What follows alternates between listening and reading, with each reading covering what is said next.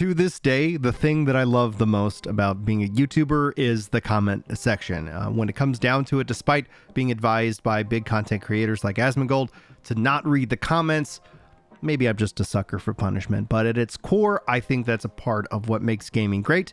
And so, as always, I'd like to bring these videos to you guys. If you're new to the channel, hello and welcome. My name is Brian. These videos, these purple outline videos, are community Q&A. These are the comment section discussion where I like to go and highlight your comments and kind of talk about them a little bit more in detail because you guys make great points. And I think that's the beautiful thing about discussion videos is that it shouldn't just be one-sided. It shouldn't just be all about me. It's about us. It's about this community. It's about what is Throne of Liberty. And that's what this video and this Q&A is literally going to focus in on. And so let's just get into the comments. And if you guys always leave your comments, I like to go and do this every couple of weeks. These videos take some time, so be sure to say thanks to Jack in the comment section. He does a great job helping me keep content rolling out here on the channel for you guys. But anyway, let's dive in. Solotopp says, I disagree with another wow moment, taking 10 years or some sort of technical revolution for gaming. I think a large problem with MMOs is that many do some things right and many do some things wrong. I think a big factor here is that it takes so many resources to create a large world and maintain it. If Blizzard doubled their team, WoW would be able to add so much more. I just think that resources hold back MMORPGs. And so, a couple of points of context. This is essentially in response to my line where for the next big MMO moment, what World of Warcraft did back in the day, I think that in order for that to happen again is we're going to have to talk about some kind of technical leap. I believe that AI might play a role in that. I'm also a software developer, so when it comes down to just doubling the size of the team, tripling it, quadrupling it, when you add resources to a project, that project becomes more difficult to manage. Not that you don't need a lot of resources.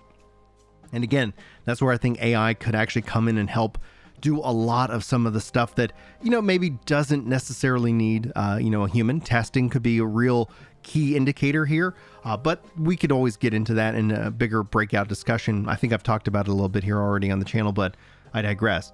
In terms of it though, when we're talking about that cultural phenomenon that WoW was, just like a cultural phenomenon that Fortnite is, nobody really knows what the next cultural phenomenon in gaming will be. But I do believe wholeheartedly that it is going to be a new technology that enables it, because these games, MMOs specifically, take so many resources. They are meaty, they are risky, and it's easy to sit here and just say throw money in it when it's not our money to spend, right? It's easy to sit here and say just do this and it will be good. I think the best thing that comes out of this, maybe it isn't 10 years. I use that as just an arbitrary number because of all the technology that is currently almost ready. It's almost here, but when it comes down to that aspect, I look at it in terms of, well, yes, who's doing these things right? Who's doing these things wrong? So it could be the revolution, could be monetization. It could be that the player demand goes on the rise. And that's the other part of the equation. One of the biggest concerns I have for the MMO that I don't see anybody really discussing is that MMOs used to draw in players who had a lot of time in high school, maybe even in middle school. Now, it was interesting at the time because that was really all there was. MMOs today compete against Facebook, maybe, Instagram, Twitter, TikTok. Like, in terms of communication and that social experience, people can get it from a large and wide range of locations, right? So in and of itself, MMOs are competing against Game Pass. There's so much more competition, so the pool in and of itself is diluted. And free to play, especially things like Fortnite and Battle Royale, where all the kids are. And this is important because at some point, you and I will be replaced, if we haven't been replaced already, who's playing the MMOs. And what you end up seeing is an aging demographic within the genre. Not that young people don't play MMOs, but not in the same degree that they did back in the day, because also from a perspective, choice, and so much more. Same thing applies with content creation. Same thing applies with streamers. A lot of the big streamers don't know why they're actually the big streamers, and they send out advice into the world, and it doesn't necessarily always make sense. A big part of their success, among their talent, I'm not just, trying to diss them, But a big part of their success is when people discovered streaming, there weren't that many options to choose from, and so a lot of people got discovered early on. Now there's a lot more competition. So where it used to be maybe 100 or 200 were like insane numbers, now you're getting thousands and thousands, but then you just have a wider pool that ends up dividing that out. And so overall, that's why you see, Twitch specifically being a top-heavy platform. These things I bring up because these things I think are very in parallel to one another. Lots of choice within the MMOs. That's a good thing. That's something I'm advocating for. The only thing I think that makes that possible is new business models that actually make sense. There's not going to be 100 different subscription-based MMOs because there isn't a big enough demand to support that industry. And so the industry has to get creative. My concern is how are these games pulling in people? And so yes, a technical revolution is most likely, in my opinion. It could be a financial revolution. All of a sudden, there's a lot of demand. MMOs are offering something like pristine, absolutely a must-play game. But I don't see that happening with the establishment that exists today, and the way that people hold on to that establishment means that it's risky. How many people tend to jump shift? It took 10 years for Final Fantasy 14 to really claw a huge portion of WoW players based off of their mistakes, right? So when we start to look at the industry as a whole, I think it's very healthy, but I have concerns for its future. And in terms of what people, when they start to say they want to expect that next big moment, like WoW, you set a lot of games up that are good games for failure. And essentially that's where these games have to try and overcome a lot of preconceived notions in ways, a lot of beliefs when the facts and the numbers and the science and the data don't necessarily support it. Hype, if you could get rid of hype numbers from games, you could actually see a better, clearer, probably a healthier picture, especially when it comes to MMOs. But that's a big reason why these companies don't report their numbers anymore, because players take them and they come up with their own conclusions, and that ends up setting a narrative, a zeitgeist, something that within the world in and of itself sometimes is like you end up having to battle against fake information, and the only way to win is just be consistently a truth teller, and eventually, maybe, if you're lucky, people will kind of get on board. So lots of little things kind of moving. It isn't just there's not a light switch, fix here, right? And so that's where these conversations are fun to have, but sometimes very technical, can also be very nuanced, which makes it difficult in terms of a video. That's usually where live streams end up being a little bit more, I guess, advantageous for that aspect. Now, Piney111 says, I don't think Ashes of Creation is going to be the WoW killer, but it might be the game that instigates a shift towards something different. Will it be better? Who knows? But it'll be different, like Elon putting batteries in a car. Is it better? Who knows? But it's different. And he made a lot of money with it. So that's a really interesting kind of analogy and comparison, because like from a Green's mindset, we haven't seen the electric car actually have a positive outlook on carbon. The amount of effort and that you have to put into the batteries themselves, it's like these aren't like pro-environment vehicles, but it makes you feel good, right? So he's been able to profit heavily off of that. And honestly, I'm all for it. Like, better technology, let's go. I can't afford it. My truck's an old truck. It burns gas. That is how I live. So anyway, on the whether Ashes of Creation is the WoW killer, again, that's a curse against Ashes. Ashes of Creation is going to be an interesting case study, because the more that people find out about Ashes, the more that he talks about Ashes, the more the community gets upset about Ashes. And then you compare this to something like Riot's MMO, where we know barely anything at all. And that's the perfect game. I think we all in our minds build up these, expectations in a way. It's the same thing within relationships. I view gaming very much similar to that of a relationship. If you have these unspoken expectations of your, partner, sometimes you're setting them up for failure. This is something that is true in my marriage, right? One of the things that Julie, my wife, did not verbally know that she expected of me, but we found out quickly soon after, that it's my responsibility to take out the trash. I don't have a problem taking out the trash. Not an issue. I take out the trash. But that was an expectation that she did not know she had, that she actually had. And it's important, in that regard. It's like, okay, that's what I'm going to do. So we all have these spoken expectations, and sometimes we surprise ourselves with unspoken expectations. And I think essentially when it comes down to any MMO, back kind of to all these comments, they have a theme, if you guys catch on. There is going to be the expectation that these games are going to be amazing. And if that's the case, I hope that they are. But we can easily build this utopian MMORPG in our minds. And that's the other thing when I've been critical of Josh Strife Hayes, when I've been critical of any other MMO kind of, an analyst or content creator or, commentator, whatever you want to call us, people who like to talk video games online. It's that, where is this utopian MMO that they're comparing X game to? That's the biggest thing where I end up getting frustrated, is that when people review the MMO, they review it off of a kind of a false sense of information. They review it off of memories of the past, that our memories aren't necessarily the best thing we can judge life off of. And that's okay. Like, I'm not sitting here like dogging on it. Judge the game how it makes you feel, and that's perfectly fine. But when we're going to go and share that information, we're going to say this game isn't good because it is not this utopian MMO that I built up in my mind. I always like to find out, like, what is that game for you? Like when we look at Lazy Peon, like, he has certain aspects, and the more you watch his videos, the more you get to know what his perfect MMORPG is.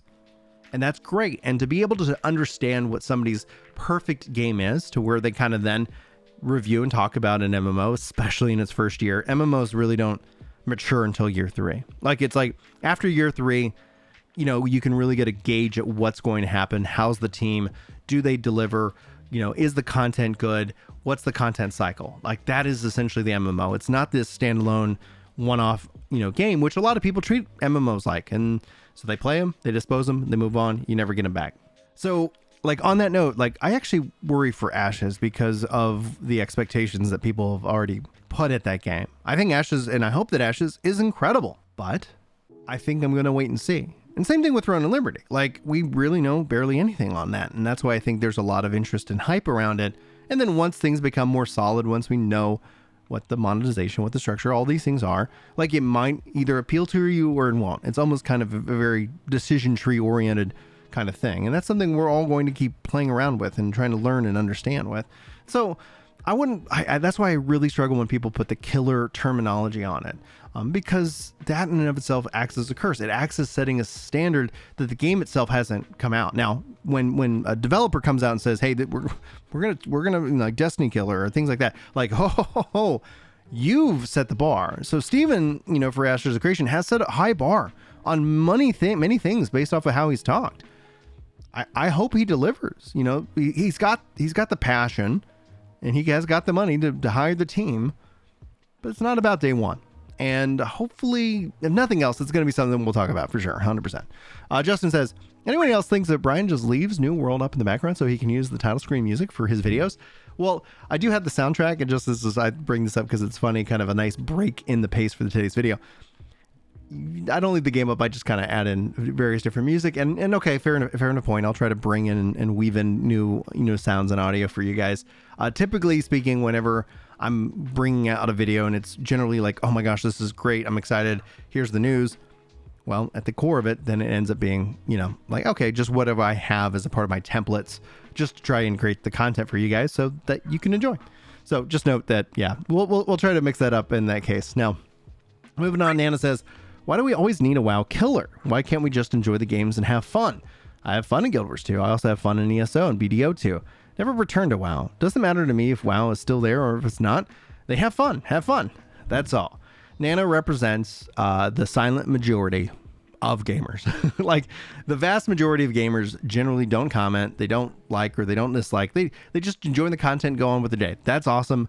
If you're one of them, you rock. I love you. Thanks for being here and thanks for your support. But when it comes down to it, like, then you look at a 10%, like a top 10 and a bottom 10. You're going to have your most impassioned people, like the diehards. And that's where being an MMO content creator on YouTube is very difficult because, generally speaking, you want, like, your game A. People don't really care about game B or game C. And they're here for game A. They're here for the game, not necessarily you. That's nothing wrong with it. That's how the relationship is. The only time I get concerned is when a content creator doesn't understand that's what the relationship is. Like, I'm here for the game. The content creator could be any voice, on the microphone. So in this case, like, yeah, I think for the most people are just about having fun. Like that's really what it's about. Are you having fun? Are you getting the information you need? Yes or no? But you know, it's a console wars thing, right? And MMO, tribalism is always going to be a thing. It's like my game's better than your game kind of mindset. Or maybe my game's not bigger than your game, but we're the better game. You know, like we're the better community. We're this, we're that. That's always going to be a case, and there's just no way to do it. And so people will put these labels, and you know, we'll talk about them. And there's no fixing it. You know, there's not. I don't know if there's anything to fix, but it is what it is in that regards. Now, Kluaf says, "Pop quiz, huh, Sean? They dropped the same day. What do you play first?" In regards to Diablo 4 and Throne of Liberty, this is a really tough question. Honestly, I probably would step into Throne. Like, it depends on how much beta time we get. I played Diablo 4, excellent game, awesome, a lot of fun. I'll probably put out a couple of videos on it, as I like to kind of do. I like to kind of break down what's known, what are people talking about, what questions are there. Here's the information. So in that regards, I probably would step into Throne, because Diablo, I think, is going to be one of those games you just kind of play, and when you're not playing anymore, you're done. However, the new seasonal model, pro and cons, who knows, could be addictive. So honestly, I think if they drop same day, then I think Throne, in my mind, would take it, because of just the MMO-ness of it, as opposed to, you know, Diablo, which is more like a shared world, you know, kind of an MMO light more so. But they're, you know, interesting questions, so we'll have to wait and see. Obviously, when it happens, we'll know. Alixium Music says, "Why do you have to throw shade as Asmon? Otherwise, I like your content. Just discovered you." Now, this is in regards to my frustration, especially when it comes to people reacting to content online. I've gone over the detail, I've shared the numbers, and actually reached out to Asmon and his team to ask that if at a minimum they could at least wait 1 to 2 weeks before ever reacting to any of my videos, namely because their reactions kill my content. They just don't benefit the creator. I know a lot of people have their arguments as to the benefits of it. The numbers don't pan out. Like, the feeling is there. I don't mind people reacting to my content, but I've had videos that I've put out and have been reacted to within a couple of hours, and the video in and of itself just absolutely dies. Does great, reaction, nobody cares, because they're more interested in the reaction. And that's just the nature of it. Now, he's actually saying throw shade. I was actually just quoting Asmon when Asmon called himself a vampire. I thought I was being more generous when I said that he borrows people's content. I think the real fix would be YouTube allowing me, just like within shorts, to kind of say like a remix, like, hey, that would be a really cool feature if they decided to bring that into videos, because reaction content, there's demand for it. And the numbers really show that the thing that would help my channel grow more than anything else, if I started reacting to other people. Y'all ask me to react to videos, and when y'all do, that's usually kind of the rule. Like, you gotta ask me to react to a video. I'm not actively seeking videos to react to, and that's just my rule. I also try to share the revenue of the video that I make with the original creator, and those are just rules that I actually put on myself. There is no laws that say you have to do one way or the other. But yeah, I think essentially that's where I was like, I get frustrated, because like, it's kind of where I try to put these videos out on the weekend, so at least I have you know, some kind of 24-hour prep time, so that the algorithm might push and recommend my content. Like, that's all it really is. But I saw another comment say, hey, you can reach out. He said that he'll stop reacting if you asked, and so I did. And so who knows? I never know if he's going to or not. But if they honor and respect that, you know, kind of like 7 to 14 day cooldown period, I think I'll be perfectly fine, because that would help. That make me personally happy, and I wouldn't have to try and schedule certain content on certain days. And then Sabah says, hell, NCSoft said no crossplay. Actually, no. On the official announcements, they say yes. I don't think NCSoft came out and said no crossplay specifically, but there's going to be information confusion. What does that mean? How does that work? That's going to be more information for us to talk about in the future. Anyway, guys, I hope you enjoyed today's video. Hopefully you enjoyed these comments. Leave more comments below. Keep them coming, and keep talking about video games, because that's what we like to do here. Anyway, guys, thanks so much for your time. Hopefully you enjoyed the video. Hopefully I'll see you in the next one. But until then, take care.